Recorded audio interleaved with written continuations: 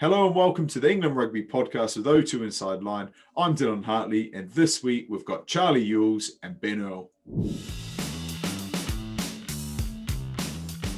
Charlie Ewels, Ben Earl, thank you for joining me. I've got to tell you, I was at the game at the weekend and I drove home with a massive smile on my face. Go back a fortnight ago, I actually woke up at 4 a.m. thinking about your game down in Cardiff. So thank you very much. You put smiles on faces. Fantastic performance, boys. How's it changed the energy in the camp? Yulesy, you go. Tell me. Yeah, winning's that's why we do it, isn't it? Like winning's always better than losing. But I think the thing that on that, like the energy in the camp is better today, 100%, because you've won. Like you're sore, you're stiff. Yeah, it's good. And the energy after Wales wasn't like this. But I think the thing, and probably the difference that I've seen, so I've been here in like some capacity now for like a number of years, either training like in and around, so you get like the feel of camp. And probably after that Wales game, like it was very much like the mood was obviously driven by the result, but like also by the performance. And there was elements of that performance that were very good. Some of the attack was very good, some of the defensive sets were very good. And yeah, you come out on the wrong side of the result, but like the mood was a bit more leveled. It wasn't like, oh, we're down in the absolute pits because we've lost, and then like equally now it's not like we're like on top of the world because we've won. It's like a bit more, yeah, we want to win. It's good when we win, but also like the thing that's probably more pleasing about yesterday was like the performance was good and the result was good. And then there's a definite like looking towards, like we're talking now, Sunday night, we've already had the first meeting looking forward to Ireland and like, right, what's next? Like, how do we get better? How do we go again? I think that's the difference between now being on the outside when you're exterior, when you're a fan. It's like, yes, we're the best team in the world again. Everything's amazing.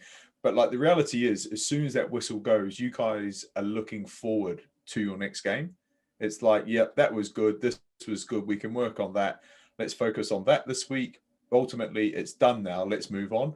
Where we're all sat at home, happy as Larry, which is brilliant. And the other thing I picked up on is when you win, like your body just doesn't feel as banged up. When you lose, like those, you carry those knocks a whole lot more. Ben, what was said after the game? What were you most pleased about as a team?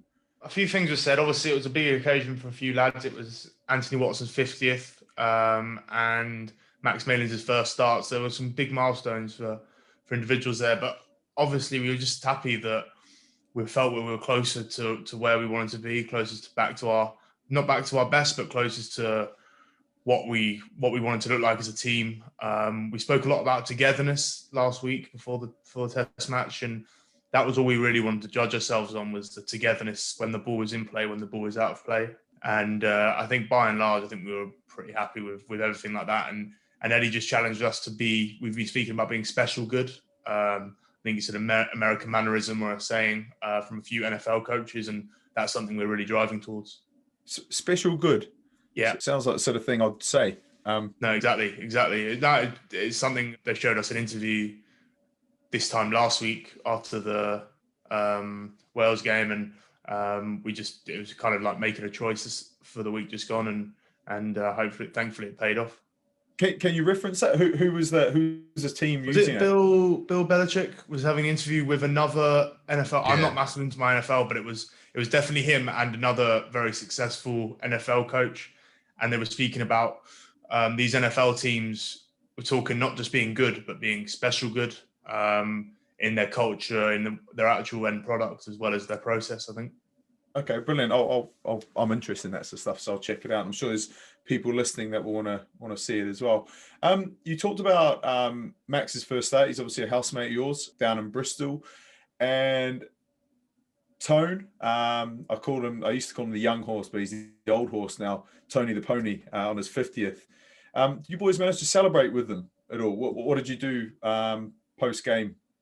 We all came back to the hotel and just sat around in the dining room, socially distanced around our tables, with our drink of choice. And some stayed up a lot later than others, but everyone got around it for at least a couple of hours, and it was a lot of fun, to be fair. So it was nice. Brilliant. What about, like, I looked at your performance, and you were in the game the whole game, which is brilliant. You know, that Wales game is pretty well documented. You got back to 24 points all, and then it kind of all imploded and didn't go your way. Whereas that France game, you stuck at it, and that's why you effectively won the game. Are you disappointed, Yulesy, that you've only kind of got one more game to go in this tournament? Because it feels like you guys are just kind of, you know, it's all coming together for you.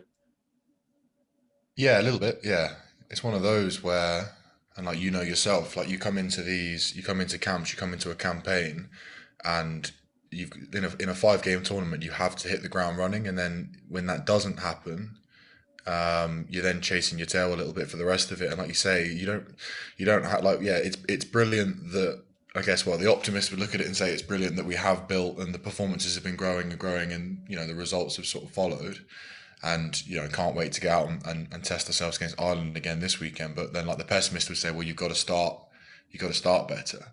And I think when you've got a group of guys who want to do well and want to perform, want to win, that's probably the overriding feeling of like, yeah, well, this is where we are now. And ultimately, you know, they're all if buts and maybes, aren't they? Like they're not controllables anymore, things that happened at the start of the competition. But you look back and you think, oh, I wish if we'd have just, you know, started a bit better, we'd have done that a bit differently, done this a bit differently. But then equally as well, the reason that we've been able to wrestle out of that is because we've grabbed hold of, well, that's gone, like that's you know, there's nothing that's only going to bring us back. But we've grabbed hold of the training and the performances and stuff, and like I say, they've grown through the tournament. So I guess you know, it's another learning lesson for this group, for the next time we come together we'll be better for it, because we don't want that to happen again. Good. I think it's worth telling people that we're filming this 24 hours post game. So I touched on the physical nature of the game. How are you feeling, Yulesy? You obviously started, and did you play the whole game? I played 75, 76. So yeah, you played the whole game. So yeah. Charlie, you played 75, 76 minutes. How do you feel post-match, physically and mentally? I'm good. Yeah, like there's, like you said, there's, I don't know if there's something in it or not, but there's the win or lose soreness is definitely a thing. And then, yeah, I think the thing that always amazes me on these days is that, yeah, the way that you wake up and the way you go to bed, you can do a lot of recovery in 12 hours. Like I woke up this morning and I was sore and I was stiff, and then I've been in the sauna today. I've been treated today. I've done a couple of other little bits. I've eaten well. I've laid down. I've had a nap. I've basically not done much. I Sorry, watched. when you say eating well, is that Yeah, just like smacking in as much of eat a whatever you lot. want, Yeah, yeah, or yeah. is that what it is? Just get it on board. After something like yesterday, there's an element of like, yeah, you got to eat the right things, but also you got to just eat the right amount as well. Like you got to replace those carbs, calories, all those things that you've burnt through yesterday, and that starts sort of immediately game. So all of those things. I listened to a podcast the other day with Matt Fraser, the CrossFit guy. He's just retired now, and he was talking, and like, you know, some people, they go for like all these recovery things, like they're in the sauna and they're doing all these like weird and wonderful things, but then they neglect their like sleep, hydration, and their food. And he said if you could like package up sleep into a tablet that was £100 each, like it would be sold out in the shops. Like everyone would be buying it because of what it did for recovery, but because it's there, people don't do it. So I think those things on top of all the other little things as well. And then, yeah, like you get yourself, by the time you wake up tomorrow morning, you're ready to do it all again. Mate, sleep. I'm with you on that. The foundations, and it's free. Ben, you had a burst off the bench. How many minutes do you get in, mate? 18-20. So not 18-20, and you had that kind of penultimate turnover that won us the game, and then got reversed. You know, how do you feel physically, mentally? I can imagine relieved. Yeah, it was a weird one, wasn't it? Physically, I'm fine. A few bumps and bruises, but nothing mental. But yeah, emotionally, I was incredibly relieved. It was kind of like a real roller coaster of emotions in the space of about 3 minutes. Like you got the turnover, I was like, that should be the game done now. Like penalty on our penalty on the halfway, kick to the corner. They're probably not going to go the length. You know, barring a howler. So I was pretty happy, and then I'm not sure why, but for some reason the replay was showed on the big screen, and that was just showing everything that didn't need to be shown, and it looked like Andrew Brace just looked up and said that doesn't look right and reversed the decision. So I don't know, someone needs to have a word with the big screen man at Twickenham, but nah, it is what it is, and obviously it was a bit of a weird one, but Just for clarification, so did he reverse the penalty because your elbow hit the floor? Because I was I think watching so. I think live. that was I think that was the initial off feet was the reasoning. There's a joke going on in camp that I've got incredibly short arms, so it's actually very tough to actually be on my feet and my elbows touching the ground. So I guess that's even more proof in the pudding. No, it was very impressive, but I was equally confused as well. And being one of the only bums on seats in Twickenham, was a very squeaky one at that time. So I was very relieved to see that game end. But physically, you're good as gold. You're only young, that's why. You're young, and exactly. you're fit, mate. You're fit if I say fiddle. anything, then everyone goes, "How can you? You've only been doing this for a few years," that kind of thing. And so I just keep my mouth shut. If anything is bad, if I'm in the medical room, you know something's really bad. That's kind of the way I see it. We're going to move on now to kind of like your journey, I suppose, for both of you. It's fair to say you guys kind of impress quite young. You've been through 16, 18s, 20s. Did it feel inevitable that, an international call-up was going to come for you, Charlie? Is it sort of the thing when you make 16s, 18s, 20s, you're like, the next thing I'm going to get is that international call-up? Or did you have a moment there where you had to really work for it? I think when you're 19, 20 and you're playing 20s and you don't know anything about rugby or the world, I think you think that's the next thing. Because you go like, oh, Owen Farrell played 20s when he was my age, so look what he's doing now. But then I think when you leave that environment, get thrown into a Premiership club, play men's rugby and realise you're back at the bottom of the food chain again and you've got so much to learn about the game and about life that then you say, when I was young and naive, it probably felt inevitable. And then when reality hit me like a train at 2021, then you realise actually there's a lot of work to do here. So yeah, I wouldn't say once I worked it out that it felt inevitable, but it was always a goal and a driver of mine. Yeah, so I can kind of relate to that. You kind of fly through those age groups. I played under 21s. That's how old I am. 20s wasn't a thing. I played 21s, 19s and 21s. But then you get into that international setup, and I felt like I got there with relative ease, because when you're a young player, you're kind of shiny and exciting. Even I was shiny and exciting once, Ben Earl. But then like staying there, that's where I felt it was really hard. You start getting, I was the third choice hooker, and you sit there and you really want to play and you think you're good enough. But the reality is like you're way off the mark. Like I didn't even know how to throw the ball at that time. But being in that environment, kind of getting a taste of it, made me go away and work probably more at sort of my skill set. And again, what you touched on there, my awareness of what I needed to basically play at that level. I was fortunate enough to, be in camp with people like Johnny, and to see the standard that he set. It made me go, right, that's what I need to apply to, say, my throwing. So yeah, Ben, what about you? You had a amazing rise. I mean, I was much like Charlie speaks about. I had my last year of 20s to do, and then I was fortunate enough to be called up to go to South Africa on that tour that we unfortunately lost. But I guess like what you said, Dylan, like I had the first meeting with Eddie, and you inevitably, if you get picked for these tours, you think you've always got a fighting chance of playing. But Eddie was like, you're not going to play on this tour. I just want to see what you're about. I want to see if you can actually like kind of just test you and keep testing you. And my God, that's what he did. I had some incredibly trying moments on that tour, early, late at night, doing crazy things with medicine balls that I'd not done before. I think he said that in the interview when he selected me, it was something about like his shiny brogues, and he wanted to roughen my brogues up, and my goodness me, he did that. So you room with Robbo on that tour as well? Yeah. Rooming with like an elder statesman like Robbo, really professional guy, been around the block. What did you pick up from rooming with Chris? Well, I guess like coming from my perspective, I had not met really anyone settled into the international team bar the people at my club. So it was really interesting to like kind of pick his brains and talk stuff, but like how normal and how nice a bloke he was. You come from a 20s environment where like, there's a current a rugby saying, position hating, and everyone speaks about, you can't be best mates with another flanker, for example, because that just, it's not right. But like how welcoming all the positions were, and like everyone genuinely wanted to help each other because they knew if I got better, then that's going to push Chris to get better for the weekend. So that was actually one of the biggest things I like picked up from that tour, I think. I think that that term position hating, that must only happen in younger teams, because I think it's born out of insecurity. But when 100%.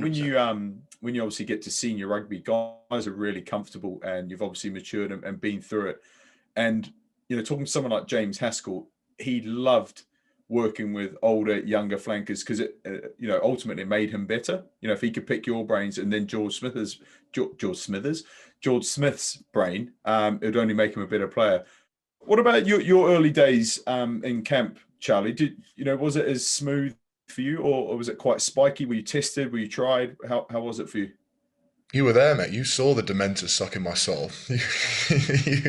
I mean, I know, like I lived my own experience, and Ben's that is, but yeah, I do know how it was for you. But can you tell us? Yeah, it was really hard. It was really, really hard. But like, again, it was exactly what I needed. Like, I went from, we often actually, so like, this is more back at the club, and they used to do it sometimes here. Like, you would score a session as you came off the field, like your RPE, which is like, was it your perceived exertion? So how hard you think that session was. And like, I'd be walking off the field sometimes at the club before I came here, and I'd be like, oh, 9 out of 10. Oh my God, 9 out of 10. I came here and never did anything more than a 3 out of 10 at the club. Like, the way that we trained, and then like Ben said, you just get this treatment as the young guy. We were in Portugal. I was in the sandpit with Dean Benton, who was the head of S&C at the time, at the end of what had already been a mental long session, doing God knows, I sort of blacked out. I don't really know what was going on. I do remember that there was sprawling down and ups. Like, I remember scrummaging and like one-on-one scrummaging and stuff like that with your face in the sand. Oh mate, so we're doing like this. Let me just state one other thing. Every animal under the sun loves to poo in sand as well. So you always find poo when you're doing conditioning in sand pits. It's too late when it's at the bottom of your foot, though, isn't it? Yeah. Well, more in your face. Your face. Yeah. Foot would be a dream. Yeah. So you're in the. I just remember being in the sandpit and being sweaty, and then I couldn't really, like, he was getting me to do clap press ups in the sandpit, but obviously every time I clapped, got to the point where I was just throwing sand in my face. So then I'm just like eyes closed, and then I didn't really have much left in the push. So by this point, I'm just like basically head in the sand, and just thinking like, do I really want to do this? Do I want to play rugby? Like, am I sure with my life decisions at this point? So there were some days that were tough, but like, then you learn like what, you push that, what's your 10? Like, you push your 10 to a new place, and then suddenly now your day-to-day training, you're able to train harder because mentally, like, well, I've been way further than this and I survived. Do you reckon, so just to put a bit of context around that, you might be in your second session of the day, maybe 45 minutes to an hour and a half long, and then you're asked to go do a little bit. I know the answer to this, but do you think it's more about how you perform in that little 10-minute, 15-minute fitness session, or do you think it's the attitude that they're looking for? 100% the attitude. All they're looking for is when your name gets called at the end of that session of, oh, these boys have got a few extras. If you roll your eye, like, that's all they're looking for. An eye roll or anything like that is what they're looking for. They're just looking for the bloke who goes like, cool, what's next? Like, yeah, happy days. Even if, like, I'll run, eventually my legs will stop running and I'll walk, and then I'll walk, and eventually they'll stop working and I'll crawl. Like, they don't really care how quick you go or anything, but they're like, is he pushing himself, and is he just, and then because that's what it was, and that's how this session, this one day in particular sticks with me, and that's what it was. It was like, oh, we're doing this, and then we did this running, and then we finished that, and it was like kind of giving you that false ending, and it's like, oh, now we're wrestling, and then we went and wrestled for a little bit. And then it was like, finish that, and then it was like, and we're in the sandpit, and they were just waiting each time for like someone to go, oh no, I'm done here. Like, it's a little bit like selection, like, I'm not saying like proper special forces selection, but SAS, who dares win selection. Like, every 3 minutes they're going, you're right, and the one thing you can say that kind of passes you for good attitude is like, yep, good, just keep saying good, like, good attitude, you're fine. Let's throw that back, because I remember being under 21s, like 19 years old. Like, you're in a team of rock stars, like everyone's full of testosterone, you're pumped up, you're all professional rugby players. What if you could go back I mean, both of you boys have succeeded. You've broke out of that and you've gone to the senior men's team. Not all of them do it because, I played just 10 years for England. Just drop that. But I always heard about the next best thing kind of coming through. Every year there was an under-20s hooker that was coming to play in the England men's team.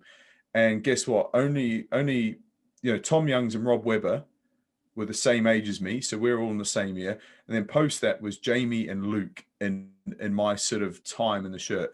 So what happened to the rest of those guys? So if you could go back and almost, what is the difference? What makes guys evolve from that under-20 side to a senior men's player? Is it opportunity? Is it mindset? Is it attitude? What is it in your opinion, Ben? I think that's a really good question. I think that therein lies the issue of the pathway that we have, is that you can lose quite a lot when people start believing in the hype, as it were. I wouldn't say anyone could conquer 20s, but it's easy to feel like you're a good player at 20s. You get picked every week. You're away from your club for 5-6 weeks and you play well. Then you get back to your club and then you're back at the bottom of the pecking order, and that can be demotivating. And I guess the only thing I would say is that club form is everything. I had that in a way. I did the 20s in my first year, and I thought I'd really cracked it and was like, it's time to kick on. You then come back and your club signs Scott Berger, and that's just a real reality check, and you're like, okay, right, I'm nowhere near where I need to be if I want to be competing with these guys. So I think it's like your attitude. Anyone can enjoy 20s, but it's actually your attitude at the club, I think, is actually more important. And I think Eddie will probably pay more attention to your Premiership performance than your 20s performance, as it were. Let's look at you young bolters. Eddie quite famously said there wasn't any open sides in the country. And now, 2 years on from when he said that, even 18 months it might have been, you got 4 or 5 of you boys all kind of fighting it out for, I mean, you'd play anywhere, wouldn't you? You'd play 6, 7, 8. I don't know if you'd end up in a lock, but how's that been for you in terms of your development, Ben? There's some tough moments. I played with Tom Curry ever since I was about 15. And then to go and see him, get the real huge opportunity on the international stage when you at the time thought you were ready, it was tough. And you had to have a few harsh words with yourself and actually realize that you were actually nowhere near his level, which is obviously tough to take when you're the same age and you've been playing together for years. So, but no, like I say, your time will always eventually come, I think. And I believe that. I think, it's so cliche, but that hard work and patience are probably your two key assets. And I've had to do a bit of that, and people behind me have had to do even more so. So I guess you're just thankful when you get your chance and get to put the jersey on or be in and around camp. I guess the thing with you is you could be that hybrid player, in my opinion. How do you feel about hybrid players? Maybe your next shot might not come in the back row. How do you feel about that term? I really don't mind. I think it's quite cool, really, if I'm honest. Charlie will vouch for this. We'll have unit sessions and they'll just be like, yeah, Ben, if you just pop over with the backs, and I look over and the forwards are mauling, and I'm like, maybe I made the wrong decision 10 years ago. I should have just said I was a 12. But no, it is cool. And I guess for me, it does buy into a bit of what I can do. And I enjoy aspects of backs play, which I do enjoy. And yeah, I guess it's just another tool to your box, I guess. Have you ever feared? I mean, Charlie, I'm not even going to come to you with the hybrid player. I don't want to kind of patronize you, but I just can't see you playing anywhere else other than lock. Some things are just are above my control. But Ben, so sat on that England bench at the weekend. Are you prepared if there's another back injury or Eddie's kind of made all his changes and you're the last guy? Are you prepared? Could you run on in the back line somewhere? And if so, do you know where would you go? Yeah, I think I could do it, but I don't think I'd be adept, certainly at the beginning of the game, to do it. I think teams are so refined in their backs moves, and there's a lot more to defending in the centres than what it looks like. I think there was actually one occasion, I don't know if you remember the game, it was actually Wales in the last Six Nations when Manu got red carded right at the end for a high shot. He'd had a brilliant game, and it was me and Willie Hines left on the bench, and he actually told me that I was going to go on the wing for Anthony Watson, I think. And I was like, honestly, what am I going to do here? not really done a huge amount and whatever. And I guess that kind of sparked a thought in my head that was like, if this happens again, I like kind of need to be a little bit ready, because we've had a few 6-2 splits on the bench where you have 6 forwards, 2 backs, and for me, I see that, and sometimes I'm like, that means I could definitely cover both bits for myself. So I guess I have that in the back of my mind at times. Yeah. So yeah, I mean, we see it all the time. You know, Johnny May's been in that scrum a few times now, famously, which I love to see. But you don't often see it go the other way. No. Let's go back to, in terms of competition, Charlie. You obviously big slosh, aka Joe Launchbury, Maro, Cruiser over the years, Courtney. How's that been for your development? You know, because all of those players there, for me, world-class players, like great players, great kind of students of the Lineout, physically impressive guys. How's it been for you? I've probably been asked this question more than any other question ever. All right, let's not talk about that. Let's move on. So do you want do you want the stock answer? And obviously because I've been asked it so much, remember the first time I asked it, I was I've not really thought about that. But now, like I say, I get asked this one all the time, like, you play in a generation with Joe Launchbury, Maro, Courtney, Cruiser, all this, and genuinely probably goes back to those, like, as a young player, if I was chasing like a lesser version of one of those guys, if like the 2 second rows that were playing at the time were average, I probably would have come through as average. I might have had a game or two being average, and then the next guy would have come along that would have been better than me. And whereas actually having to push and compete with those guys, and the thing that's so good about that group is, firstly, like Ben said, like coming in, the competition is there, and like we compete hard, but there's like this mutual respect, because knowing that competition makes the team better and makes the individuals better. So there's this massive competition, but at the same time, like all those, like I get on really well with all of those lads, and like they've all got such different skill sets. Like you obviously know, playing with Courtney at the club, like what he can do, he's more of that, like he's got the back row skill set around the ball carrier and the way that he hits people in the tackle and stuff. And then he's not as much of a set piece forward. Like he's very good in those areas, but he doesn't want to step up and like lead in those areas. He's just happy to be. You don't need to say this. I'll say it for you. Courts is just too relaxed to be taking on any sort of responsibility with calling lineouts. And when I say relaxed, he's just doing his own thing. Like, it's honestly amazing. Like, yeah, it's crazy. So I look at and that's probably the polar opposite of me. So like, you know what I mean? I'm looking at him going like, how are you that chilled in the week and then deliver those performances at the weekend? And like the way that he's able to defend line out, all those sort of things. And then you got Launch, who's obviously like the biggest of the pack, like you say, slosh because of his big bottom. And he's in there, like some of his maul work is the best in the world.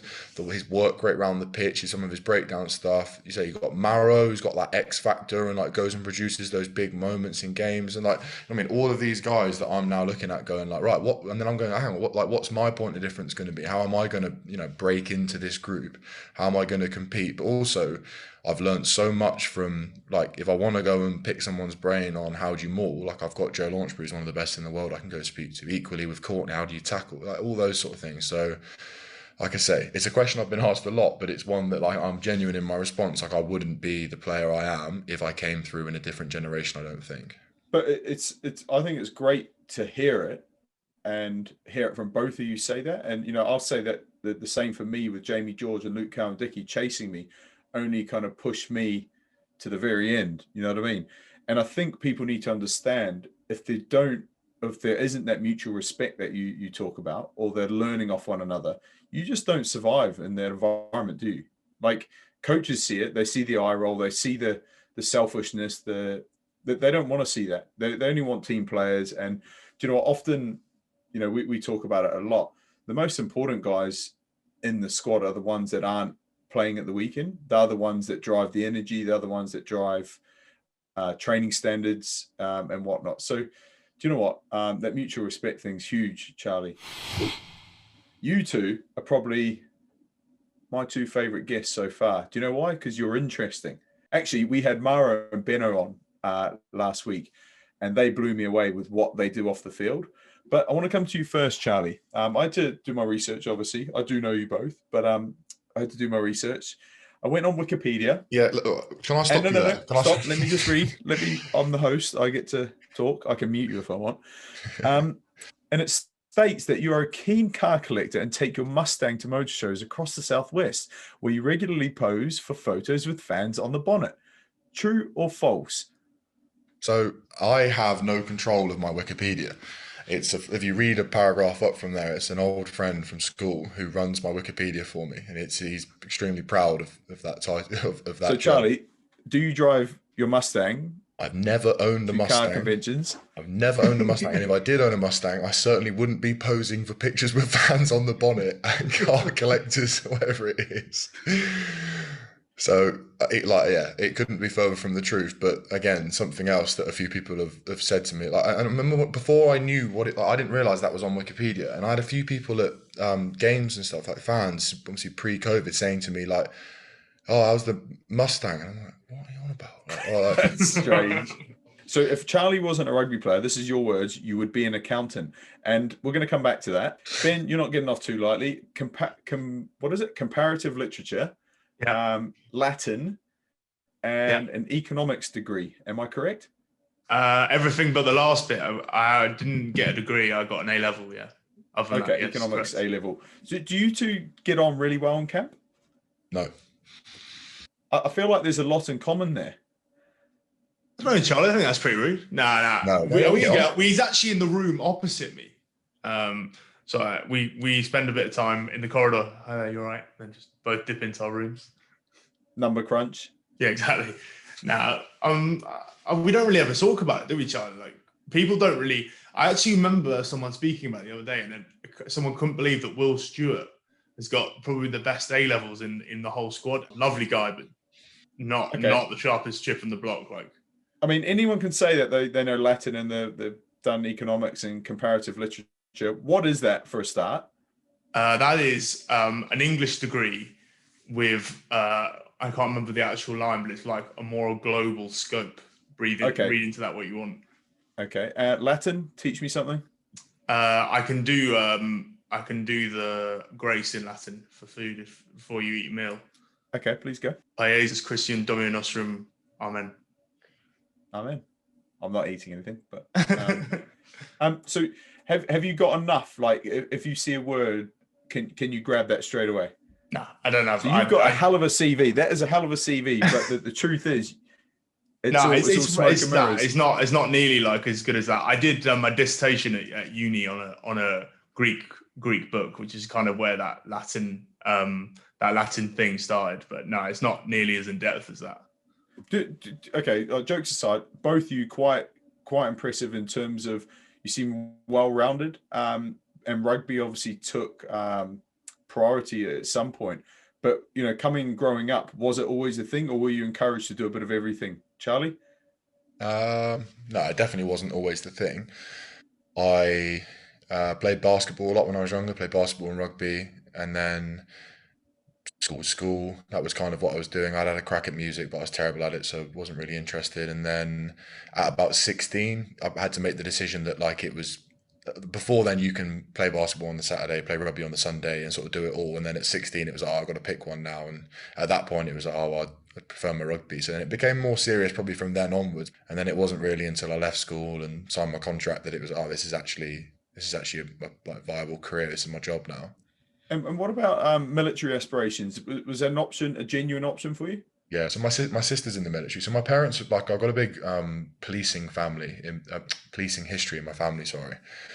But they actually sort of probably did the opposite and said, push me away from that. And then they were both like, military's great, like, career, you get supported and that. So yeah, my sister's a nurse in the Navy and she's smashing it, and she's got her degree, she's working. When COVID's all done, she'll be on boats, seeing the world, getting paid, doing all these sort of things. So that was probably, and I'd been to the careers office at 16 to, like, inquire about what it would look like for the army, going Sandhurst and going in as an officer, going that way. And that was probably my goal at that time, that rugby. And then I was thinking as well, and if I keep going my rugby, like, again, military sport is brilliant. So that was probably more where my head was at. And then it just, I say rugby then became an option. Jeez, that's crazy. Kind of sliding doors moments, I suppose. Ben, I also read that you're a chess guru. I don't know about guru. No, like, but you play chess. Way. I don't know where I wouldn't be shocked. I wouldn't be shocked at all if you already played chess. But Manu and Mako have taught you how to play chess, right? Mako more so, yeah. And and Faz has been good with us playing chess. If I'm honest, Charlie's a good player, and back in the last camp, when in the autumn, there'd be quite a lot of people playing, and like Charlie'd be one of these people, right? I'd be playing Max, for example, two absolute cowboys on the board. Like no idea what we're doing. We're just kind of playing each other's like next move. Anyway, I move on, Charlie goes, and you move it back, and Charlie's like knocking you on the shoulder to like move your hand to like the next piece and like do that. So like he's one of those ones like, you know, smug and like trying to steer you away from making errors. But like, and you then sometimes be on the receiving end of that and being like, mate, you just go away because I think I've got him. Like, but it's like Charlie's like, you two are rubbish, and we'd have like hour-long games, Max and I, like with a no result at the end because both our kings are like moving to the other sides of the board. The one thing that I take from that is that word smug still follows Charlie around. It's kind of inherited from Dave Atwood, who was the previous Bath lock to play for England, and it just seems to get handed down. Cut from the same cloth, I believe. Yeah, and you were a big part of starting that, Dylan, which I am and keeping not it grateful alive. for. Yeah. My legacy. So was the chess born out of is it the Queen's Gambit on Netflix, or is that sort of is that what it was it? I think it tied in with that, wasn't it, Shah? Like a few lads had started, and then a few lads watched it and was like, I'm dead keen on chess. And then like everyone, I got this like chess.com. I don't know if anyone's heard of it, but like you can just play random matches with strangers. And a few of my mates from school, shows how cool I was back at school, but like we all play each other on this app, so it's decent. First 15 in chess club, very very good. Before we move on from that, who is the master? Let's be honest. Both of you on the call, who is the best in camp? I'd say chess has been here for ages, and I'd say Manu and Johnny May are both very good.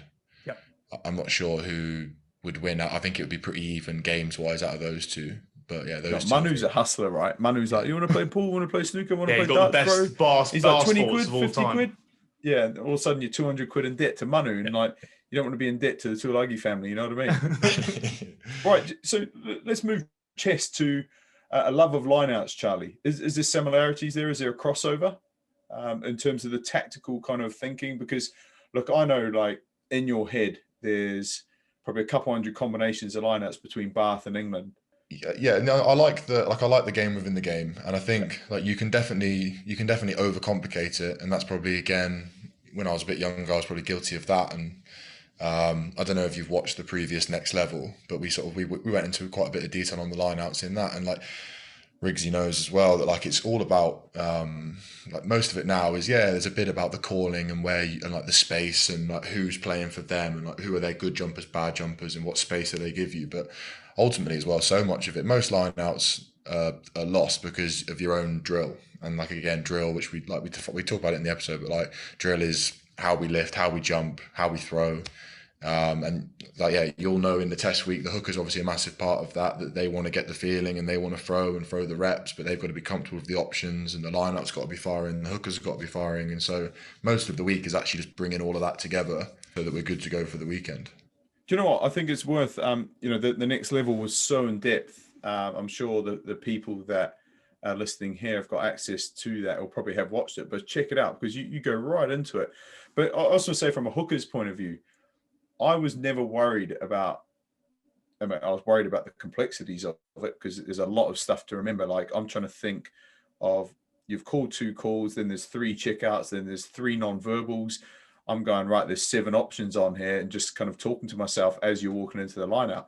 But I would always back, and this is where a hooker's relationship with the lineout caller has got to be strong. So, I work with plenty of locks there. It's like, oh, what's your favorite throw? I'll be like, my favorite throw is the one to the space, like where there's no competition, where I don't have to throw it double top, where I can just throw it nice and safe, throw it at someone's face. I found that was a good option. If you throw it at someone's face, they're bound to catch the ball. But I just trusted you to make the right call. So there's a lot on your shoulders, because I think people, obviously everyone listening are rugby fans and students of the game. They know if your lineout's not working, like you cannot effectively play the game. It's like if your scrum and lineout aren't, it's the foundations, and there's a lot on your shoulders, right? And how many hours, what I want to ask you, because all of that falls on your shoulders, how many hours a week do you put into preparing line out menus to make sure you can win clean ball and deliver a good attacking ball and exit your half? How much do you put in? So yeah, I think probably the first thing to say is it's definitely not down to just me. It's down like it's a lot of lads doing that thinking. And then again, it's probably Come quite on, good you that can be honest. Courtney ain't doing it. Like you're no, yeah, telling so, Courtney. okay. Yeah, Courtney's Courtney's there in body, not in mind. Like, but there's it's me, Maro, Johnny, and then there's Joe Lewis, the analyst, Matt Proudfoot, the forwards coach. There's a number of people that are thinking about this, and it's probably quite good that we're talking now. So it's what is it? It's 10 to 8 on Sunday evening. So I've reviewed our game. I've reviewed our game from yesterday, like a line-out wise. I've watched all of Ireland's previous games from the competition and a little bit back before as well. Taken all my notes on that. So that probably took me, I don't know, hour and a half. Then I watched their game at 3 o'clock against Scotland to sort of just compare, are they still doing what they were doing, or have they shown anything new and sort of team wise. And then we've actually got a meeting when this is over. We're meeting tonight to do sort of the first lot of the call sheet, which will take probably another hour, and then we'll meet again tomorrow morning as callers and as the lineup forward to sort of sign off on that. Then we'll walk. So on a Sunday night, you're meeting at what time? That's an 8. Well, that's when it's after this, so 8 o'clock. So you'll finish up probably 10 o'clock. You'll be done and kind of agree on what you're going to walk through and practice tomorrow. Yeah, well, but poor Benny Bill's Benny Earl's falling asleep listening about it. That's how boring lineouts are. But that's what you put into it. That's mad. Do you know what's crazy? Again, is it too far to say that there's 70 to 100 calls if you looked at every? So I think I know there's a lot of crossover, yeah. but if you looked at every 7-man formation, 5-man formation, there's a lot, isn't there? I worked with Victor Matfield, who's an absolute legend of the game. And he was like, no, don't worry about all that stuff. I'll walk in and, like, when I look at you, just throw the ball. And he's like, that's all I did for South Africa. It's often the easiest option that is, the most plain one in front of you, the simple speed, tempo, throw to space. He just simplified it for me. But I do know you need those movements and stuff. Hey, are you still using the same calls? Shot. I heard shot the other day, mate. T-, O+. No. Yeah, that's no, mate. They were gone before you were finished. Things have probably gone full circle a little bit. So, like that, different countries run it differently, and things definitely got too complicated. And I think looking at a lot of the Northern Hemisphere teams, they've all pulled it back to that much more simple. Like that Victor Matfield there, you spoke about that 2007, they won 100% line out through the entire tournament. For any line out Nords out there, that's a must know fact. How do you know that? Yeah, because you study, you like in the same way that Ricky's doing his Latin. Lineouts? He's doing his Latin. I'm doing my lineouts. I'm not on that either. That's rubbish. Yeah. I mean, let's bring in the back row. I see back rowers in every lineout session. They sit at the back and they're like, "Oh, I'm not going to be throwing the ball. I'm technically here as a lineout option, but the locks never throw it to me." Is that you, Ben? No, I am like the genuine no option. Like the role that we have now is 7 mostly. Normally it's like when Underhill was fit, it was like me and Unders would be running that. Like we'd be like, oh, sweet, we're just down at the back of the 7-man. That would pretty much be us. But to be fair, like we had a thing the other day, Char, didn't we? And we had like a ball winning thing, and like I'm in with like Johnny Hill, and I think Courtney was still in at the time. And John was like, mate, we'll do this one where you go up because no one's going to expect that. Did and no one did. So I'm actually 1 from training. So if you want to write that down, and put that in the podcast, that's brilliant for me. Brilliant. That's like Billy going up, like something you never see. Exactly. Like who would expect it? Brilliant. I got one tale of that. Like back rowers, they just, James Haskell used to be thrown up on the odd occasion. He'd be like, "You've never thrown me the ball." But when I would throw him the ball, unless you threw it to the diamond, he'd make a diamond. Unless you threw it there, he wouldn't catch it. He'd have like this textbook jump, and the ball would like just be an inch off to the left or so. He just wouldn't move, and he'd be like, "Bro, can you just get it to my hands? Get it to my hands next time. Cheers, dude." Like, if you give me all the feedback, I'm like, "You've got to move your hands." Like, so I can actually empathise with him as well. It's not a comfortable place to be when you've not been doing it for a very long time. It's not a comfortable place to be up in the air. I promise you. Where's Charlie gone? He's buggered off. Oh my word! Oh my word! Oh no. So I promise you, I've not touched anything. That beard looks decent though, doesn't it, with the green? Yeah. Actually, The we can see where the trim. We can see the difference in fade. Hey. I'm going to do one more thing each. You've got to ask me a question. It's called Ask Dylan Anything. Just ask me something. It could be short, sharp. Would you get a hair transplant? Yes, 100%. I shaved my head, first lockdown, and I thought, why did I do that? Never again. So I'm just hanging on to my hair as long as I can. And then when it gets really, really, really, really too far gone, I'll give it a crack, I reckon. You happy with that? You look like you're blessed, both of you, with good, strong hair. Yeah. Charlie just had a haircut, but like just before it, Jesus, I've never seen a head of hair like it. So dense. Can't hear you. Wait. I got excited. I couldn't hear you. Sorry. No, I'm just saying the head of hair that Charlie had on the game on Saturday, it's a dense head of hair that's like your own scrum cap. I thought you and Mara both had scrum caps on. I'm genuine. It was like that. Dang, this is life at the coalface, boys. You know, this is front row life. I'll see you boys when you're 35, all right? I got another question. Why were you called the Butcher? This is funny because when we went to Argentina, Eddie called me the Butcher, and in Argentinian press, they were talking about Dylan Hartley, the Butcher. And on 3 separate occasions, people presented me butcher's knives, which is kind of unnerving. You know, people come to reception saying, where is Dylan Hartley? I have this knife for you. And I've got this one knife of like an iguana kind of talon or like big long nail claw thing hanging off the end. But the joke was that Eddie said I looked like a butcher from Rotorua, like I had the body of a butcher, which is funny. But I don't actually tell anyone that, but I've told everyone that now. I quite like the name because it made me sound a little bit edgy, like I was, you know, because I chop people. Yeah. I was badass butcher, but the reality is, he just said I had the body of a butcher, ate too many sausages, and yeah, that's about it. Charlie, yours, Ben, Earl, thank you so much for your educated insight. Charlie, you're going to go to lineouts. Ben, you've got to go play chess. Good evening. Thank you. Have a good week, guys. boys. Thanks Good luck for the Irish on Saturday. Yes. Cheers, guys. Thank you. All the best. Cheers.